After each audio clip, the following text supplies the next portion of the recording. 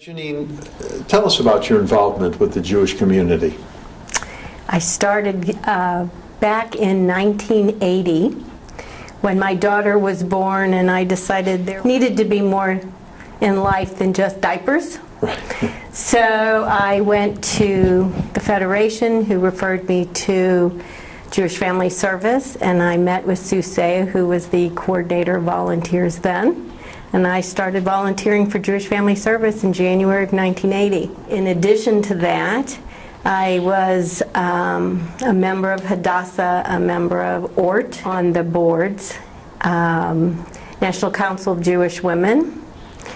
And over the years, I took active roles up until 1990 when I went into employment with Jewish Family Service because of the Russian resettlement program coming in. Right. Tell us about that.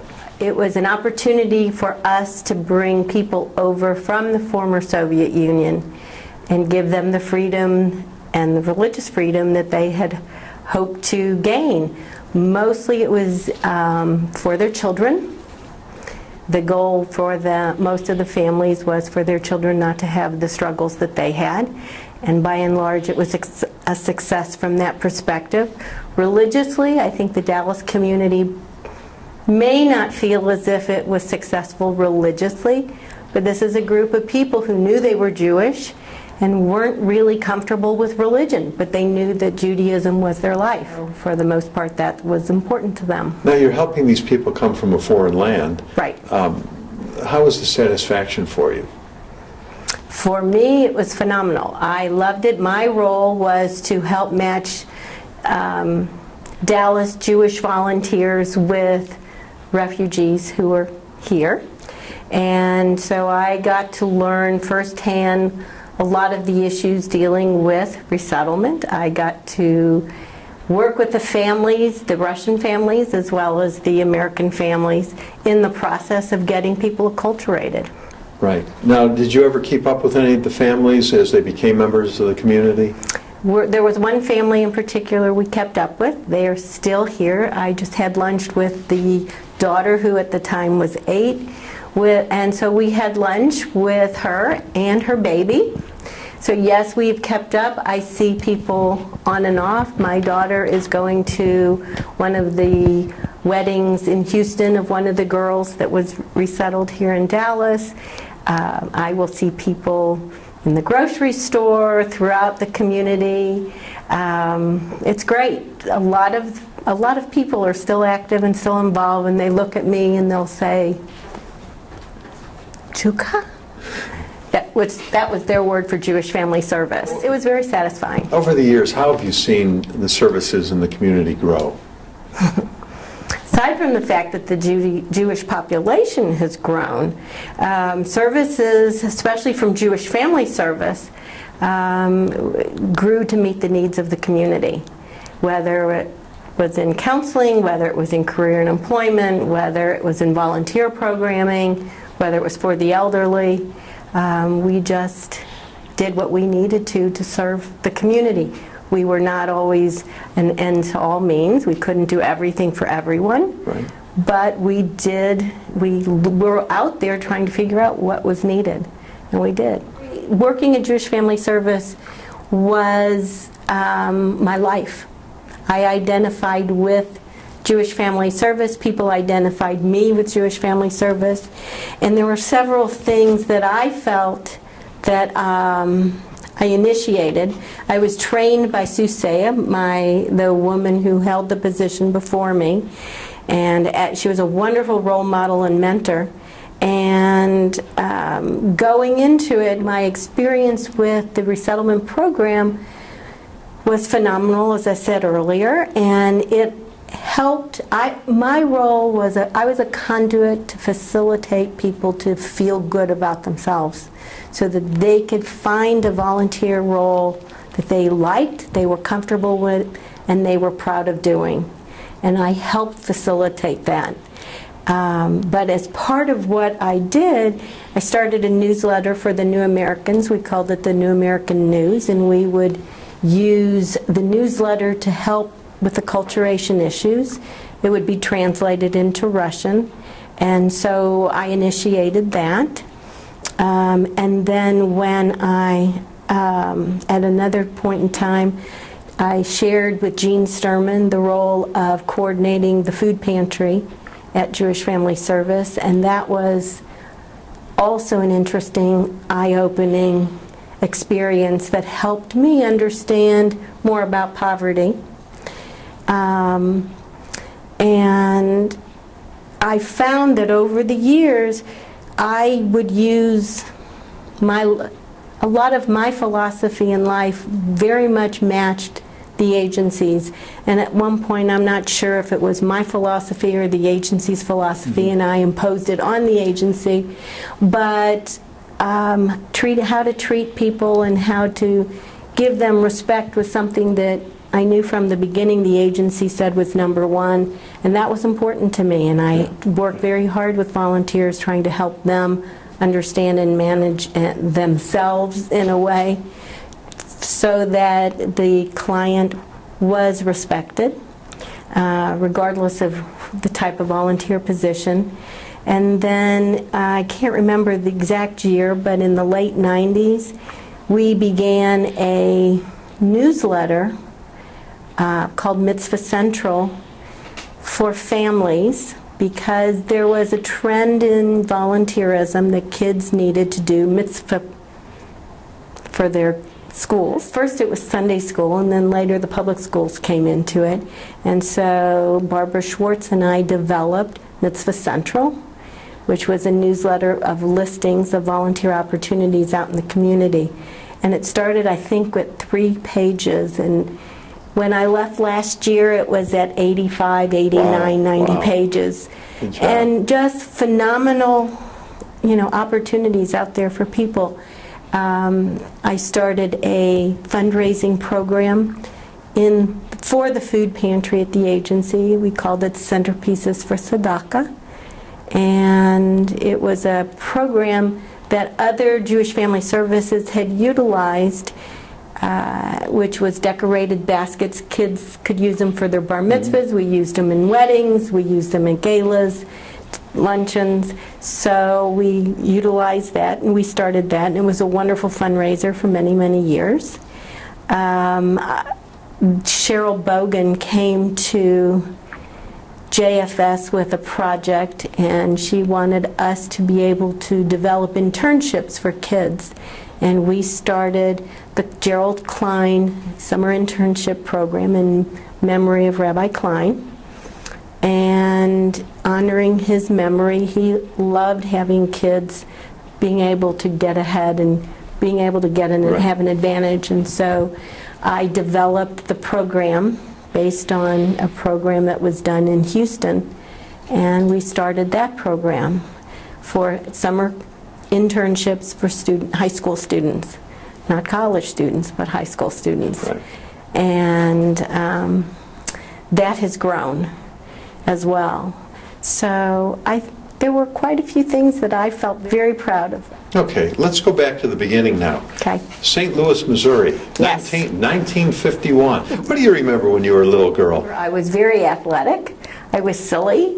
I loved just having a good time and being active. I hated going to school. I didn't want that separation. But once I got to school, I enjoyed being there. I was an okay student. I wasn't a wonderful student. Did better later on. But I was a happy-go-lucky kid. Yeah, yeah. I know that when I was probably in 3rd grade, my mother was asked to go do the neighborhood drive for March of Dimes. I'm not exactly sure. She did it for several different organizations. And so she would send me. And so that was my first job soliciting. And I used to go up to people and say, but Mrs. So-and-so gave me 50 cents. You need to increase it. And word got back to my mother, and I found out that wasn't what I was supposed to do. But I think looking back, it was smart. Yeah, but it was fun. Good. I had a good time. Yeah. What did your dad do? My father was an optometrist, Mhm. and he worked through the famous and bar department stores, which is now Macy's. But he was an optometrist for many, many years, and his name was Hillard Young, and I say that only because at one point in time, I think I must have been married and had kids already. There was an obituary in the paper for a Hillard Young, and we thought there couldn't be another Hillard Young. And by that same token, there was another Janine Young. And me being Janine Young, I was at work a couple years back, and I get a phone call from a girl who said, which I couldn't hear her very well, but she said, Janine, she did say, this is Janine Young, and I said, yes, this is Janine Young. And our phone conversation was a little bit crazy because I didn't think there would ever be another Janine Young, but in fact she was Jewish. She is Janine Young, and she was in Dallas and married a Dallas man, and informed me there's another Janine Young in Indiana. So wow. How bizarre is that? Yeah. I grew up never having anyone by my name. Yeah. So it was different for me. Now, was your dad in the service during World War II? My father was in the Navy. Was he in World War II? Yes. Where was he stationed? He was stationed in Hawaii after the attack. After the attack. Did he have any stories from the war that he shared with you? My parents both died last year, and so I was going through a lot of their paperwork. I found my father's diary, and he was stationed in St. Louis before he left for Hawaii, and that's where he met my mother. My father's from Cincinnati, and got to know my father in a different way, right. through his diary. I am putting a website together of all my parents, my family stuff, so all of the kids and the grandkids will have access to it. The pictures, the stories. It's going back to my grandmother's recipes. I've got pictures. I mean, it's a huge project. Good. But that's what I'm doing. And at some point in time, I will probably, my sister and I will start writing stories down. Yeah. But at this point, it's not there yet. There isn't anything specific. He was a pharmacy first class, whatever it was, medically that he helped with. Remember your grandparents at all? I do. Tell me about your grandparents. My mother's parents were from Europe, and my grandmother was the glue in the family. I guess as many grandmothers were. She was a wonderful baker, a wonderful cook, and would have 20, 30, 40 people for dinner weekly, especially for the holidays. She was always feeding. She had many brothers and sisters, and she was always feeding them. And the family was always together. It was just growing up was a lot of togetherness. And I can remember when a cousin came to town. He was a foreign correspondent with the New York Times, and actually devised the New York Times first computer, which was interesting. But I remember when they came to town, and the whole family, it was like we would just go as a group, en masse, wherever. And I remember one time as a little girl we used to go for fireworks. We'd go to Washington U, and I would stand with Agum, who was my cousin's nanny, and she would hold my ears because I couldn't stand the sound of the fireworks. And I was just a very little girl. And I remember telling this story to my daughter, who at the age, she was in her 20s, she'd already graduated from college, and we decided to take a drive through Washington U campus and walk around. And I was shocked at how much smaller the stadium was. It was just a small field. Right. And as a child, it was humongous. Where did you go to high school? I went to Ladue, okay. Which is also, the real name is Horton Watkins, but everybody calls it Ladue. Okay. I was a cheerleader in junior high. And I ran for city council. I was active, very active in volunteering in school, student council. Very active, very involved. Now, after high school, was it to work or on to college? Went to University of Texas at Austin. Okay. And was there for 4 years, graduated, met Charles in Austin. We started dating shortly after I arrived. Well, no, it was a year after. It was my sophomore year and his junior year. But we tell a funny story, and the story is that his aunt is related by marriage to my cousin's husband's family by marriage. So it's all by marriage, so it's all clean. Okay. And we met her and the rest of the family on my way to Texas. And at that point in time, which was August of 1969, she informs me of this wonderful nephew she has, and I rolled my eyes appropriately at my mother, saved me, get me out of this. And sure enough, didn't find out until a year and maybe 14, 15 months later, he was the one. So it was, she takes a lot of responsibility for putting us together. It was a lot of fun. When did you guys get married? In June of '73. Okay, and then where did you settle down? I wouldn't say settled, but we lived in Houston for a couple of years. Okay. Charles and I were both in school at the University of Houston. I did graduate work and taught, and he did his work at U of H in law school. Okay. Then we lived in New York for a year while he got his master's at tax in law. Okay. And then we moved to Dallas. Did you enjoy the New York experience? Did I enjoy it? Uh-huh. It was different. Yeah. It was very different. I had a lot of fun because it was easy. I was working at the law school. Charles was studying, and so it wasn't so much fun for him. But I got to explore and do a lot of different things, and life was a little bit slower then, a little bit easier. But it was a lot of fun. It was a great experience. That was his first time living outside of the state. Obviously, I had moved from Missouri to Texas, so it was my Now, you know, third you time. guys were growing up when you were in college. It was a turbulent time in the country. You know, the Vietnam War going on. Of course, many people were hippies. Did any of that affect you guys? I remembered in the Kent State, the campus went viral. I mean, it just protests and everything else. Of course, they didn't use those terms in those days.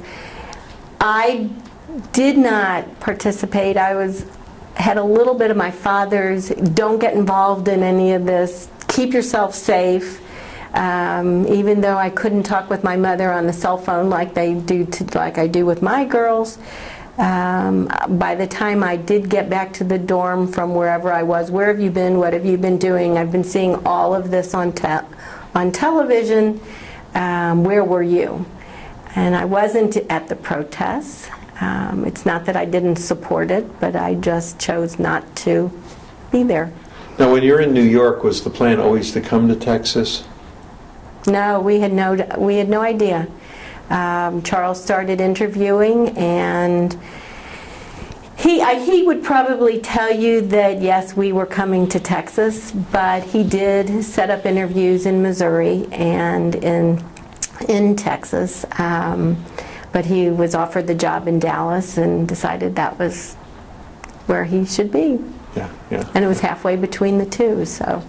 Now, did it take you any time at all to settle in and get acclimated? I can't remember that it was difficult, considering the fact that I'm just the type of person that I am. I just get in and I go, and I started working. I was teaching. I remember a little bit of frustration because I graduated from UT in education and special education, got a job in Carrollton Farmers Branch, and they informed me that the guidelines had changed enough that I needed some more certification, which astounded me. And I went to UTD thinking, oh, this will be a piece of cake. I only needed one course. Well, UTD wouldn't accept me or accept any of my coursework from UT. And so that was interesting. I mean, why would that happen? And it was resolved, and I only had to take 2 courses, or 3 courses, I don't remember, but I was astounded by that. I didn't think that made sense. Now, we've seen so many advancements in your lifetime, usually in the technology field, but yet before we started, you told me you were the first in your neighborhood to have a television set. We were. You know. And radio everyone had, but we were the first ones in the neighborhood with a TV. I think that was the only thing that we were the first of in the neighborhood. I think, no, I take it back. We were the first to get hula hoops. Oops. Were you able to do those? Absolutely. I was athletic in those days. I was very athletic. Yeah, we were the first to get a hula hoop. My father's, you asked me about my grandparents. I didn't tell you about my father's parents. My father's parents were also from Russia. And although my grandmother said she was from Alsace-Lorraine, and my grandfather owned a grocery store. And they, compared to my parents' parents, they were much more well-to-do. And so they would get us the goodies, and they would buy us TVs, they would get us the hula hoops, the first. My grandfather always, he was wonderful. He was sweet, he was loving. He just wanted us to have what was out there. Yeah. Now, did your mom, did she work, or was she home raising you and your sister? My mother worked until we were born. And then she was a stay-at-home mom, but very active in the Jewish community with, she was involved with Pioneer Women, very involved with the Temple Sisterhood, and on the Temple board, but very, very involved with us at school. She was a Girl Scout involvement. I don't remember if she was a leader, but she was always involved with us. She was always driving us wherever we needed to be. What was the happiest time in your life? I'm not sure what the happiest time. I think each time had its own happiness in many different ways. I loved my elementary school years. I thought high school was exciting. College was even more exciting. Getting married was another level of happiness. You know, having kids. Then seeing them married and going on their own. So I think each decade has its own group of happiness. I don't know that one was happier than the other. Now, in your lifetime, there's been so many momentous occasions on the national scale. The moon landing in '69, of course, something good. The Kennedy assassination. I can tell you where I was on both of those. Okay, well that's what I want to ask. I was lifeguarding when they landed on the moon.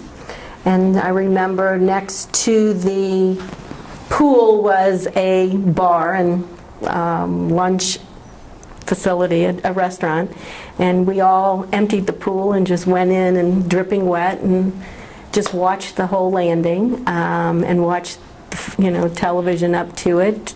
I was in 7th grade when Kennedy was shot. You know, those things I do remember. You and Charles have 2 daughters, both married now, waiting on grandkids. Yes. What advice are you going to want to leave to the next generation? Well, I think what I told my children was always to have open communication. My parents told us never to go to bed angry, and I shared that with them.